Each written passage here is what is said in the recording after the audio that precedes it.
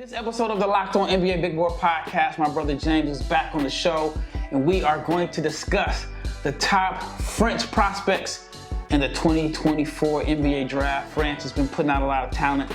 Obviously had the number one pick in the 2023 NBA Draft, Victor Wembanyama, the 7th pick in Bilal Coulibaly. Now they could have possibly 2, 3, maybe even 4 guys selected in the first round of the 2024 NBA Draft. So stay tuned to find out my scouting report, along with James' scouting report, on some of the top French prospects to monitor throughout this season. Stay tuned.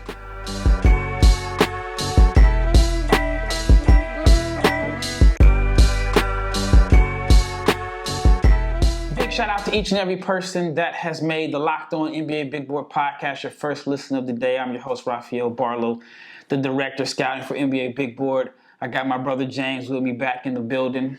I thought the last episode we did last week was great. Obviously, it's my brother. We got chemistry, and we talk about hoops all the time, but now we're just doing it in front of an audience. But before we get started into this episode, I want to talk to you about Game Time, because Game Time is the sponsor of today's episode.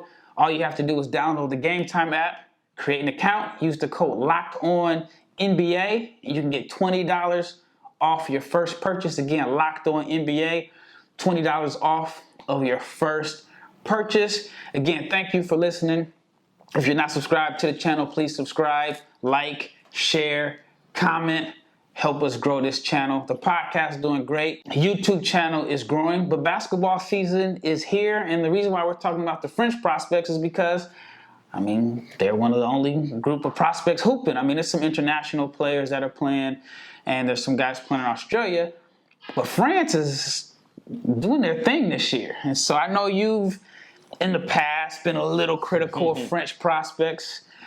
After reviewing the film on these guys, has your mindset changed a little bit? Well, I'm growing. He had to clear his throat, so that means he got a little... It's growing. They're growing on me. What's your concern about French prospects? Well, see, I still have my concerns, but these aren't point guards, so the concerns don't necessarily apply fully to the group of guys that we're evaluating right now. And, to just keep it a buck, it just comes down to, we know they can play basketball, but can they hoop? Yeah, well, you got to hoop on bad teams. And so let's go with your concerns about the French point guards. I know my issue was it seemed like every year they'd have like this big oversized point guard that was with long arms, that he was a game manager. Like no offensive creativity, not a guy that can get you a bucket. I know that's one of my blind spots is I like guys, especially point guards, that get downhill, get you a bucket, collapse the defense, draw 2, kick out, and I didn't really see that on French point guards. And then Killian, I was obviously high on Killian. If you remember back in 2020, I believe I actually had him ahead of LaMelo Ball. But I don't want to talk about that. So that was my concern, is that they just had these guys that had the physical tools, but they were like big game managers, which, if you're looking for, a role player, I guess that's fine, but they were just getting drafted too high. See, I'm the same way. Again, in my eyes, I want as much upside as possible with, an early, mid-lottery pick. And I just felt like, Frank Ntilikina was just, he was just dribbling out there. He didn't have any creation. He was East-West. Yeah, it was East-West. I didn't see, I'd rather roll the dice on the guy that's going to be like, yo, I need a bucket right now. And I'm not talking like just big-time ISO ball, or just like get downhill and create. And I didn't see that from him. And as far as Killian, I thought he would be better. I didn't think he was going to be better than LaMelo, but I thought he would be better. I wanted to say, he had some Goran Dragic in him, but he's without the speed. Yeah. But I didn't see, like, somebody said D'Angelo Russell. I didn't see that by any stretch of the means. But it's not over for him right now. But you're not hooping in Detroit. It's not a good sign. But they they brought in Cade. Then they brought in Ivy. So it's like And they drafted another guard. Then they drafted it. So it's not going to work there, but it's not, to me, he has an opportunity to figure it out. But just like, and it's not just the French guards, but just like international guards, to me, they can play basketball. But to me, they've struggled hooping. That goes back to Dante Exum. We mentioned Frank Ntilikina. I want to see you hoop. I want to see you get downhill. I want to see you make plays. I want to see you, take over a game and be a bucket. That's my mindset if I'm drafting guys that high.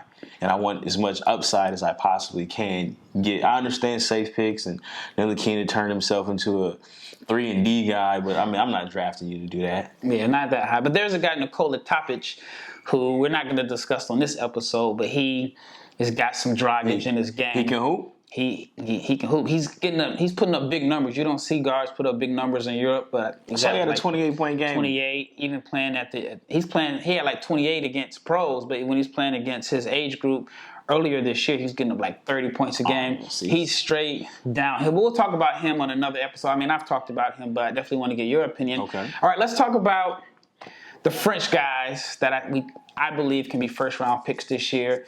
They actually have Alex Sarr, who could be the number 1 pick. Now, I talked about him probably like 4 or 5 episodes over the last month. Tell me about him. So my opinion on Alex Sarr was I've been watching him for years. I thought that he had crazy talent, 7'1", 7'5" wingspan.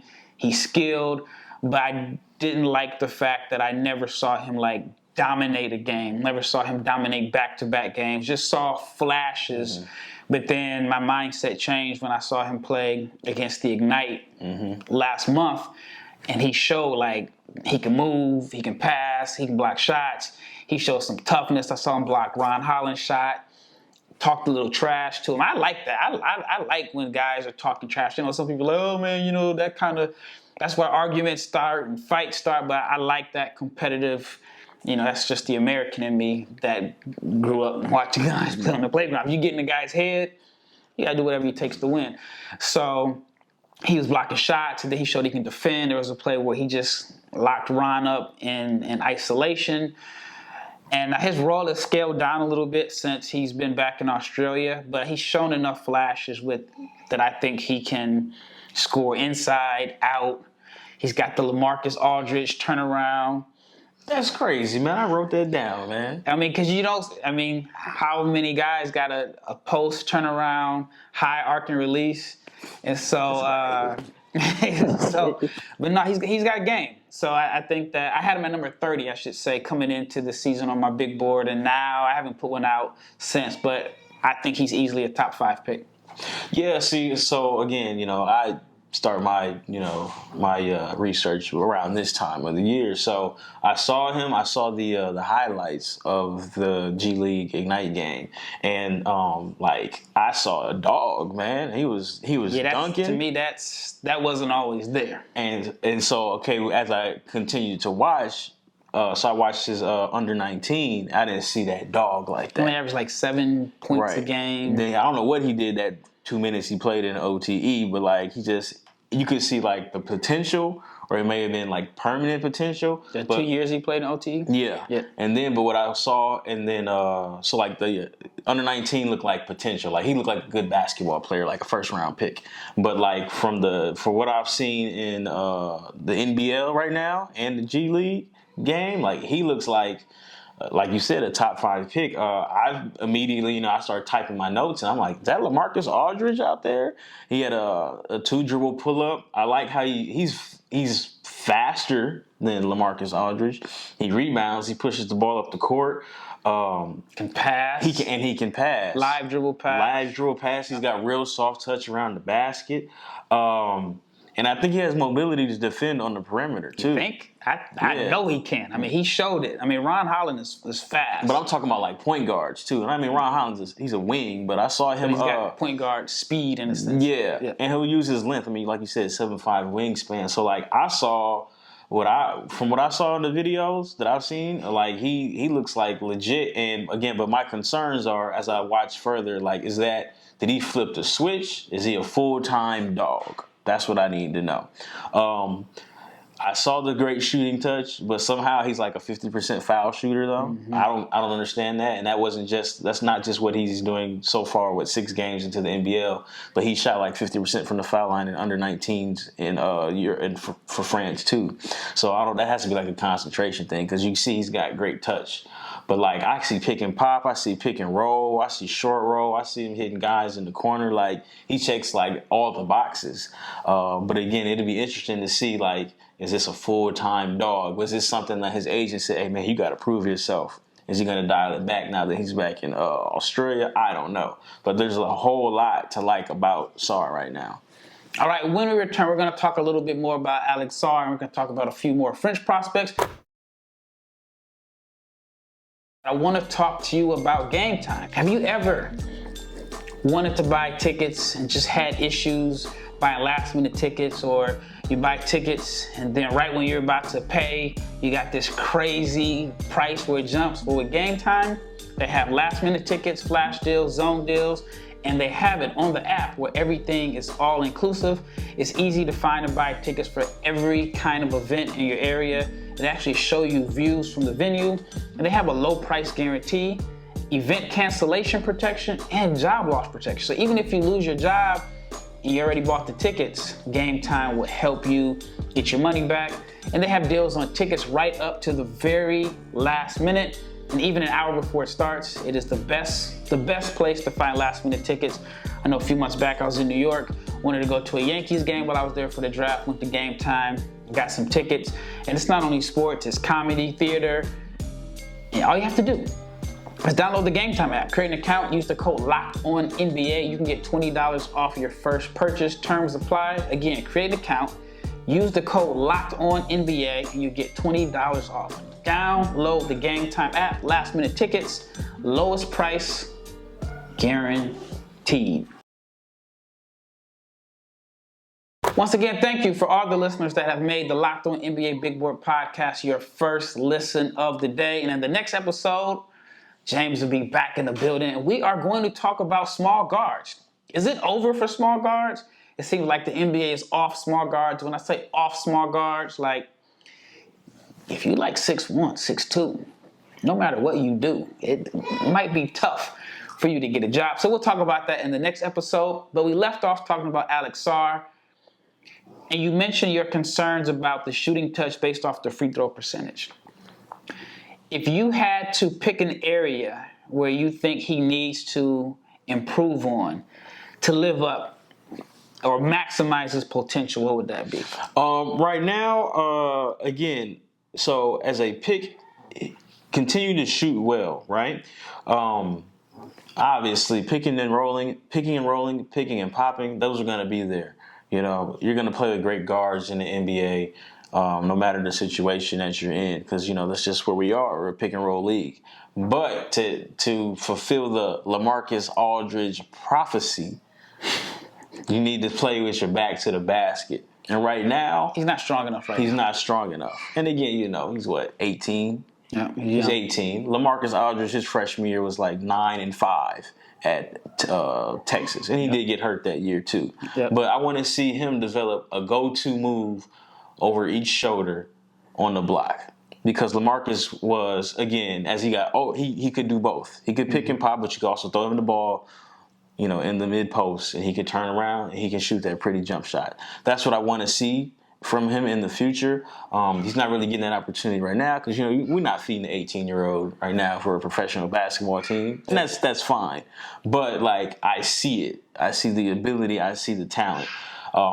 That's the difference between just being a pick and pop guy versus like, okay, we need you to be a foundation guy. That's how you live up to being a potential number 1 pick or top 3 or top 5 pick. Is 10 years from now, can we give you the ball on the block and get us a bucket? You think in 10 years from now, NBA teams are going to start feeding the post?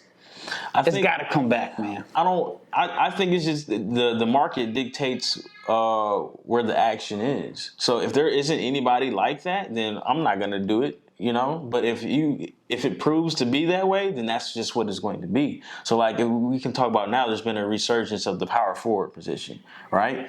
A lot of that is because Giannis turned into a power forward. Now we saw the Evan Mobley He's a power forward. Chet, power forwards. Like, they're coming back. Powerless forward. Ain't no but power in Chet and Mobley. That's true. But fours. Okay, we'll call them fours. You know what I mean? But okay, I say power forward versus like I'm not talking about the dude that's a 3-man that's playing the 4. But that's who closes games.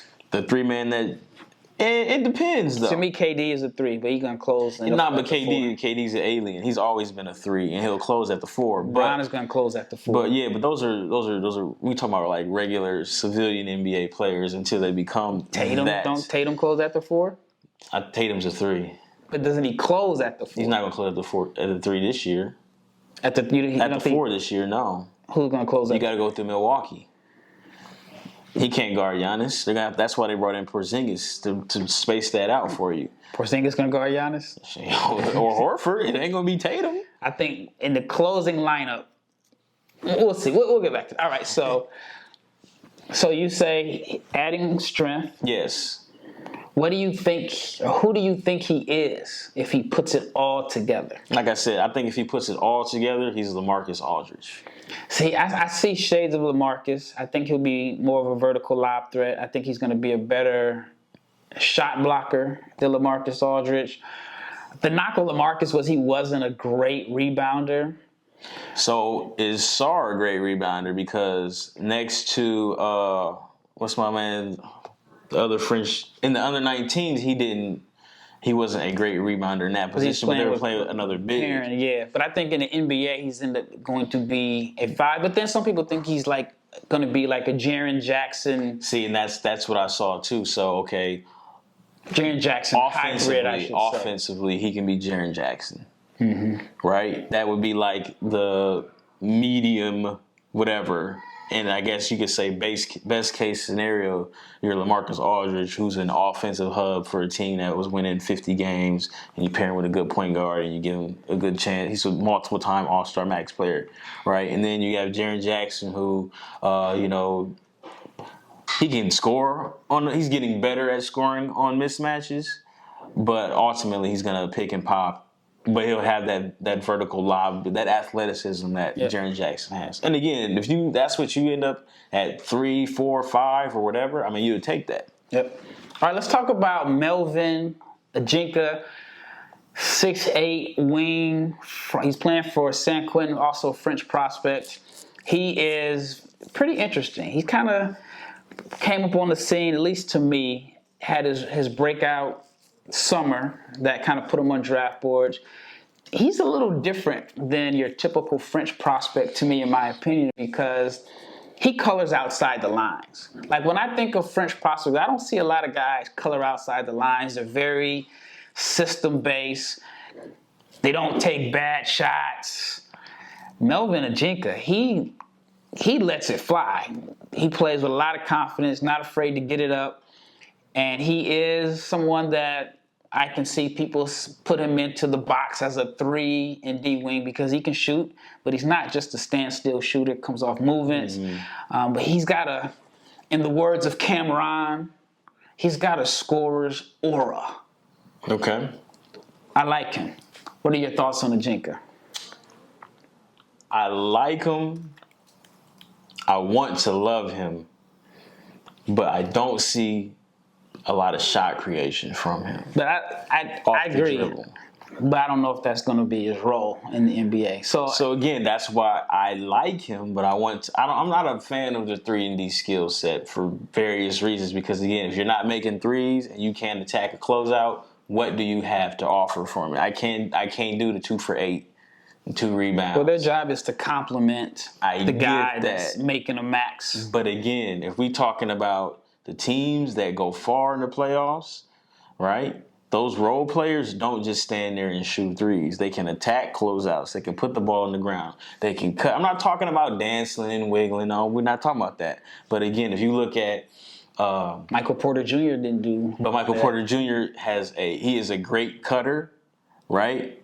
And he's a great rebounder, and he plays off of... Great rebounder? He was at 10 rebounds a game through the first 3 rounds of the playoffs this year. Yeah, he's a great rebounder, right? But he cuts, and he's 6'10", and he's athletic. You better cut with Nikola. Yeah, you have to cut, right. But I'm talking about, again, no disrespect, but like The Mavs 3-and-D guys just stand there and shoot threes, and they go 2 for 8, and they don't do anything. So again, you get paid, and there's no disrespect to anybody, but like that Reggie Bullock, Dorian Finney-Smith, I'm not a fan of that particular 3-and-D guy because you just sitting there waiting for me to throw you a grenade, and I don't feel like you can compete at a high.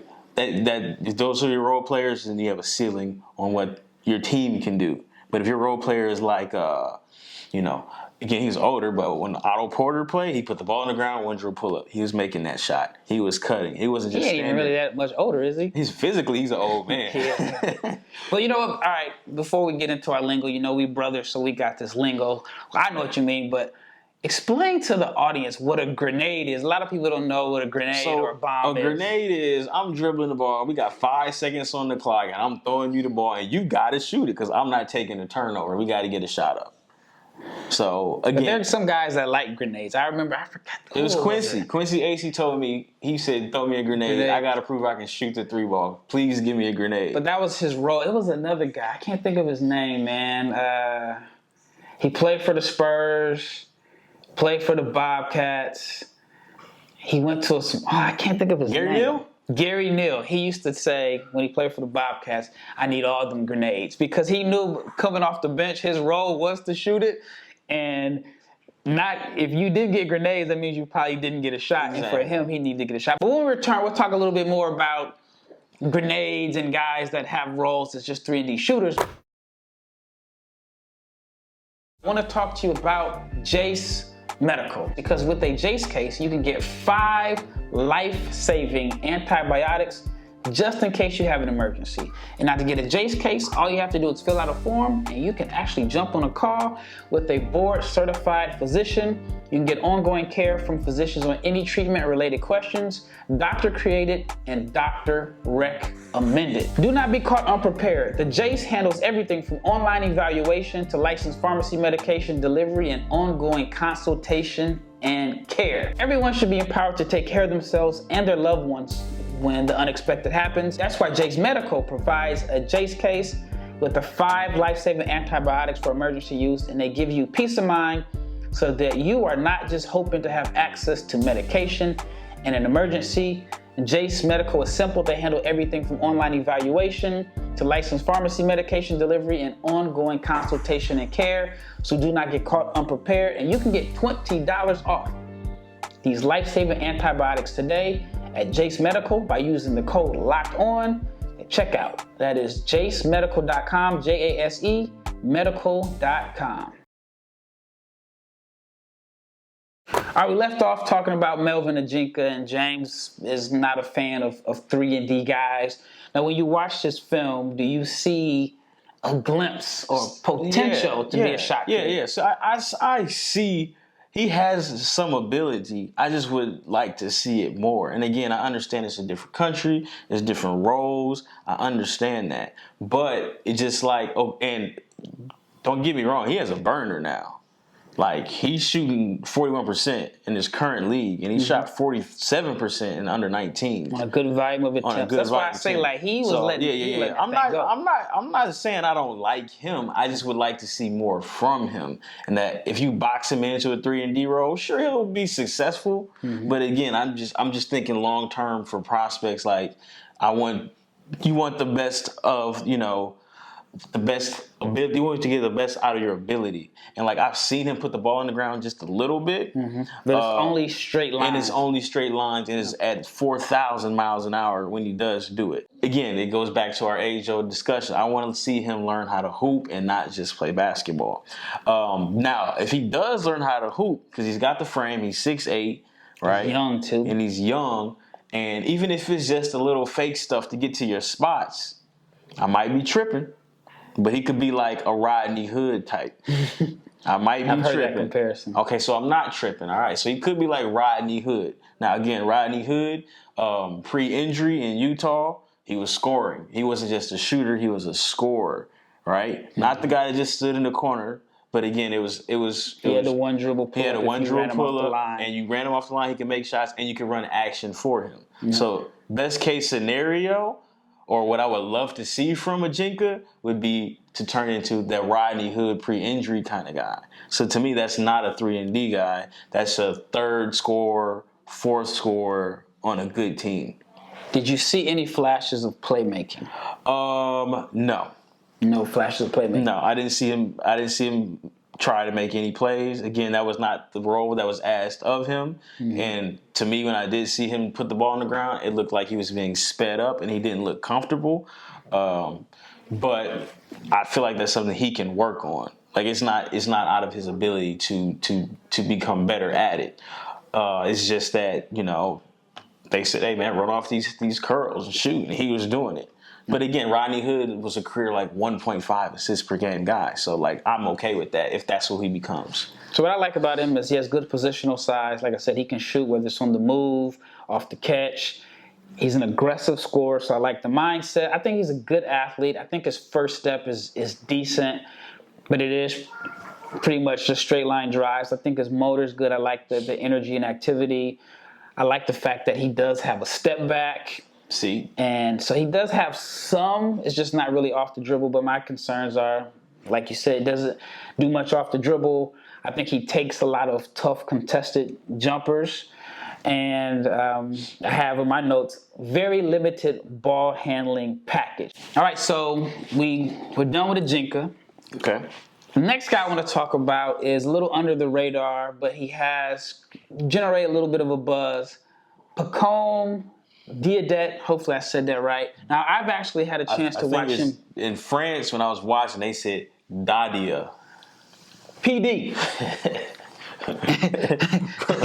But you know what? When I listen to and this is always the difficult part with international prospects, I try to listen to the commentators, and sometimes the commentators, depending on the game, they'll give you two different pronunciations.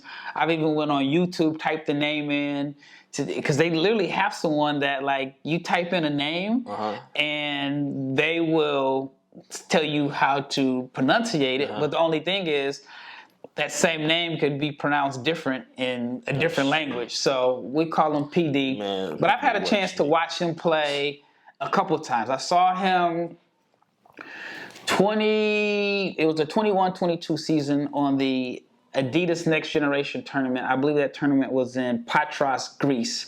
I like the size. I like the fact that the shot looks easy. Yeah. The shot looks easy. It comes off his hands. And I didn't think that he was a 2024 guy. I thought he was a potential NBA guy, but I think he's put himself in a position where you have to mention him as a candidate to go in 2024.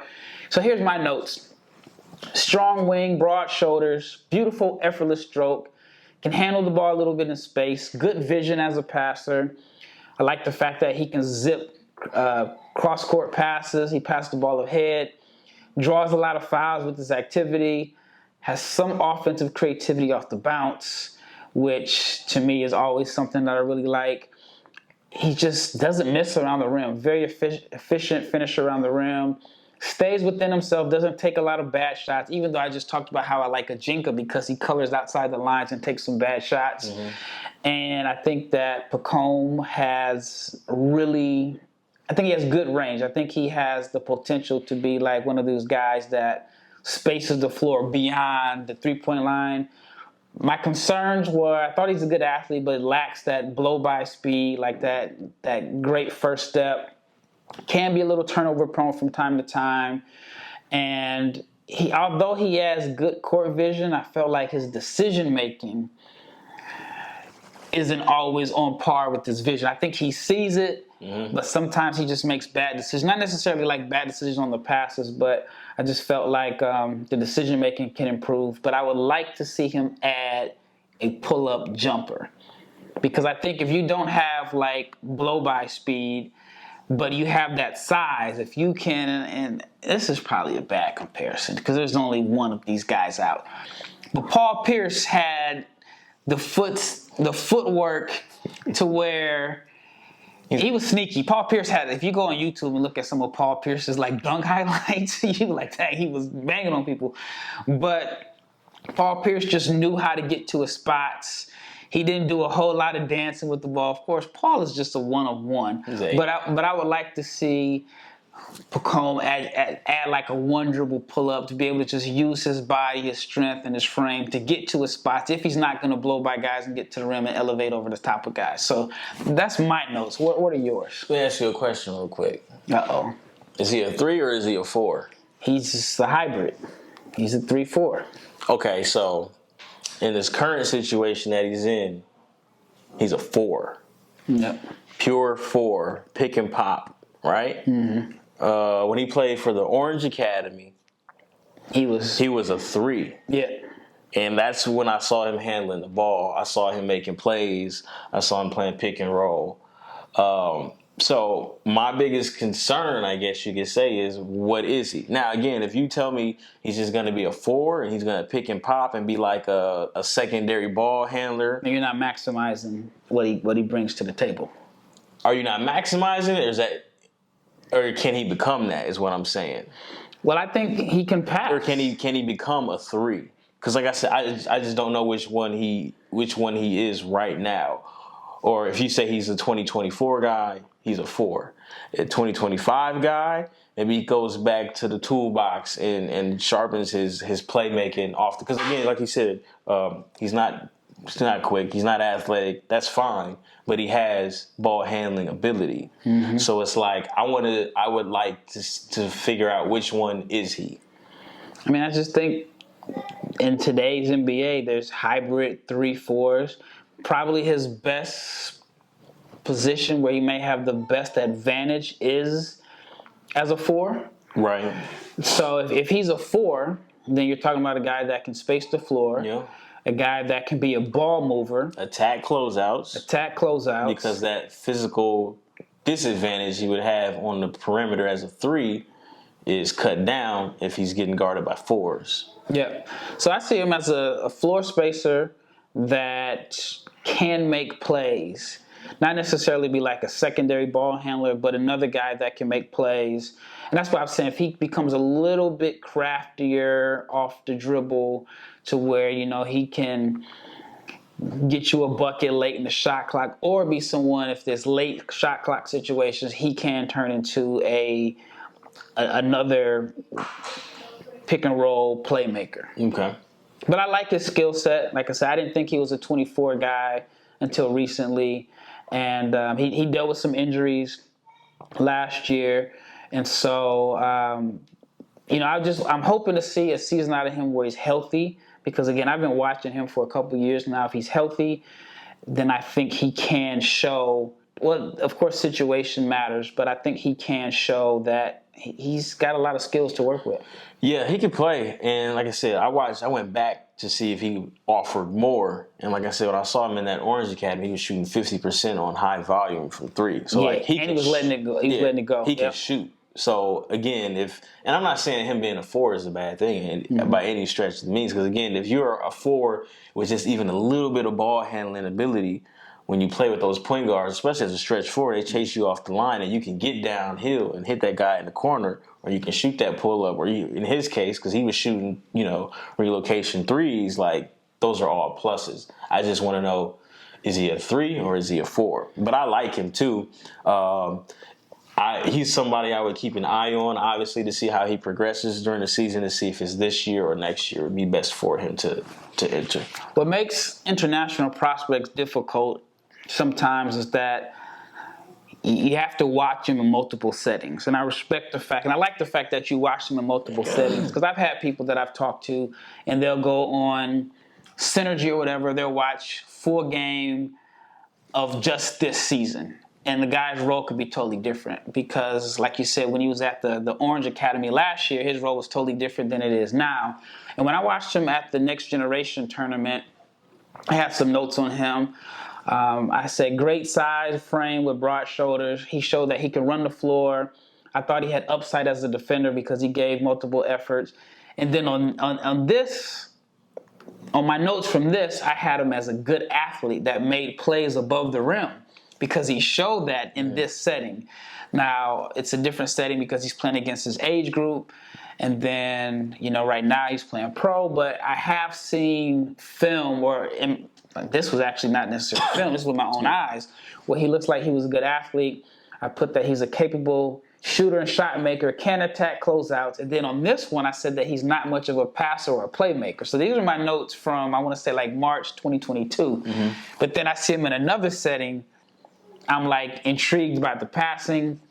And then I had put that he draws a lot of fouls, is an excellent free throw shooter, which he showed that when he played last year. Again, he wasn't even healthy, but he was still racking up fouls.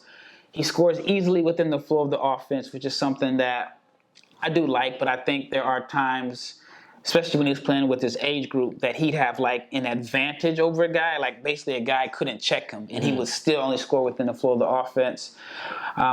He also, in this particular tournament, again, this is with his age group, he posted up guys. Like if there were, or they ran plays where he posted up, which is something that I do like about international basketball because they post up. We don't post up in the States anymore. Right. And we saw that with Team USA, where they had like they was putting Austin Reeves on the island and posted him up, which, how often does Austin Reeves get posted up in the NBA game now? No, unless it's Westbrook. But anyway, I thought that Pacome was a good cutter. I like the fact that he moves with a purpose. And then in this particular tournament, he averaged 18.8 points, 4 rebounds, 2 assists. And he shot 50% from the floor and 35% from three. And I believe he was shooting good from three throughout the whole tournament, but then he had like one game that brought it down to 35%. So I like him. Again, I didn't see him in 2022 as a 2024 prospect, but I think he's someone that should definitely flirt with it this year. Yeah. And this is a weaker class, so it could help him out. Do you see him as a top 60 prospect in 2024, which I know it's hard to discuss because we haven't seen the college guys, but do you think he has that potential? Yeah, I think he has that potential. Again, he's working with a good, bag of tricks. I just want to see more. And again, top 60, he's already, you said 2024. Yeah, I think he has a chance. But again, it's just going to be interesting to see how much he grows and continues to show out there. All right, what do you want to see him work on? I mentioned the mid-range pull-up. I want to see him, again, more comfortable handling the ball. Again, I understand Europe is not America. He's not going to go out there and turn into Julian Newman by any stretch of the imagination. No.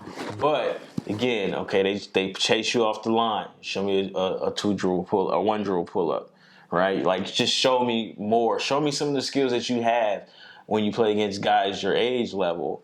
Show me that against pros, too. Which is hard because that's why I say it's always tough evaluating international prospects because you can evaluate them with their age group where they're probably going to show a little bit more.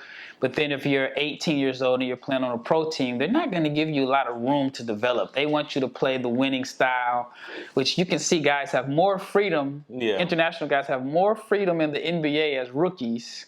Let me ask you a question real quick. Let me interrupt you. Is that a wing thing or is that a player thing? Because we just talked about Sarr, right? Sarr is grabbing rebounds off the glass and he's pushing it up the court. Okay. They're not stopping him from doing that. If he stays in France, if he plays pro in France this year, I don't think you see that. So I think it's part country thing and coaching. Because if you look at Barlowe, all right, let's look at Victor. All right, just going on a tangent. If you look at Victor, when he played for Asvel, Victor was going to be the number 1 pick regardless. Okay. But when he played for Asvel, he didn't have any freedom. Mm-hmm. They had him shooting threes. Okay. You look at Barlowe. Barlowe averaged 7 points a game last year playing for the French under-18 team. Now, Victor and Barlowe have the same agent. And the coach of the Metropolitans last year is represented by that agency. Okay. So they had someone that was pushing them. Mm-hmm. If Victor stays with Asvel, he's not shooting one-leg threes. He's not bringing the ball up court. He's not showing everything. So he had the benefit of his coach is represented by the same agent. Mm-hmm. The Metropolitans were awful. Victor comes in and basically they have to give him freedom. Okay. they're like 0-5 right now. So Victor was the one that kind of saved that team financially in a sense. So he's gonna have the freedom to like do whatever. Bilal, same thing, but even then, only because America, a lot of their wings got hurt, that he was able to play and showcase his game. If Bilal was in a different situation on another team in France, he's not the 7th pick. All right, so let me ask you another question. Again, we talked about freedom. So Zachary Pirin, he's in France, correct? Mm-hmm. He's grabbing and going off the glass too. So is that him, or is that the situation, or we don't know? I think it's a combination of both. That's why French prospects are so intriguing to me, because sometimes you have to look at like the skill set and the talent, not necessarily the stats and the production, because you don't know that the reason why they're not producing at a high level is because they're not given freedom. Sarr, 7 points per game, U18s. Mm-hmm. Totally different player. Right. Bilal, 7 points per game. Even a guy that we're going to talk about in part 2, Zachary Richard, a guy that a lot of people are really high on, but his numbers weren't great. But now he's in a different situation and he looks a whole lot better. But you know what? We'll save that for the next episode. I know I mentioned that we're going to talk about French prospects. I mean, we're over time, so this is part 1. Stay tuned for part 2. We're going to talk about Zachary Richard, Zachary Perrin, and then also Tidjane Salaam, who I think is one of the more intriguing prospects in the 24 NBA draft. Once again, it's Rafael Barlowe with my brother James. Man, once you put us, I mean, this is how we always talk, but now we got a mic and a camera on us. And we go over time, so that's why there's going to be a part 2, so stay tuned for part 2. And then after part 2, we're going to talk about, is it over? Is it over for small guards as far as being NBA draft prospects? Because we've seen a few guys, whether it's Kennedy Chandler, Sharif Cooper, struggle finding a spot in the NBA. But once again, that wraps up this episode. Stay tuned for part 2. We're going to talk about some French prospects that we think could be in the 2024 NBA draft. I'm Rafael Barlowe with my brother James, and we out.